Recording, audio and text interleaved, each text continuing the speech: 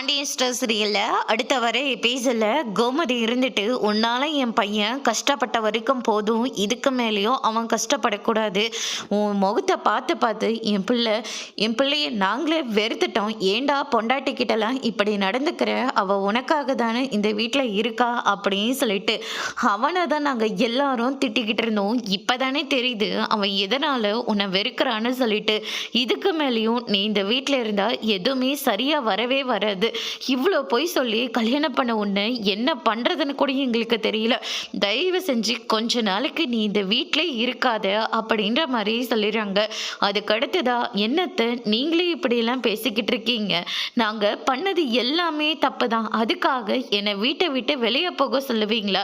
நானும் இந்த வீட்டோட மருமக தானே அப்படின்ற மாதிரி சொல்லிடுறாங்க.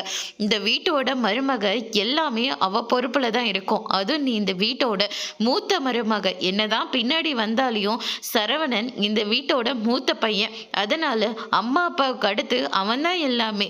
அவனுக்கு துணையா அவ பொண்டாட்டி. உண்மையா இருந்து இந்த குடும்பத்தை நடத்தணும். ஆனா நீ என்ன அப்படியே இருக்க? வாயை திறந்தா வெறும் பொய் மட்டும்தானே நீ சொல்லிக்கிட்டு இந்த வீட்டுல இருந்த. இங்க பாரு, அவன் வாழ்க்கையை விட்டு ஒரேடியாக போலனாலையும் கொஞ்ச நாள் எங்கள் எல்லாரையும் நிம்மதியை விடு. முதல்ல அவன் எங்களுக்கு பழையபடி திரும்ப வேணும். நீ இல்லாமல் இருந்தாதான் அவன் பழையபடியே மாறுவான். நீ கிளம்ப முதல்ல இந்த வீட்டை விட்டு அப்படின்ற மாதிரி சொல்லிடுறாங்க. மயிலி இதை கேட்டோன்னு ரொம்பவே ஷாக் ஆகுறாங்க. அதோட இன்னைக்கான பிரம்ம முடிச்சிருக்காங்க.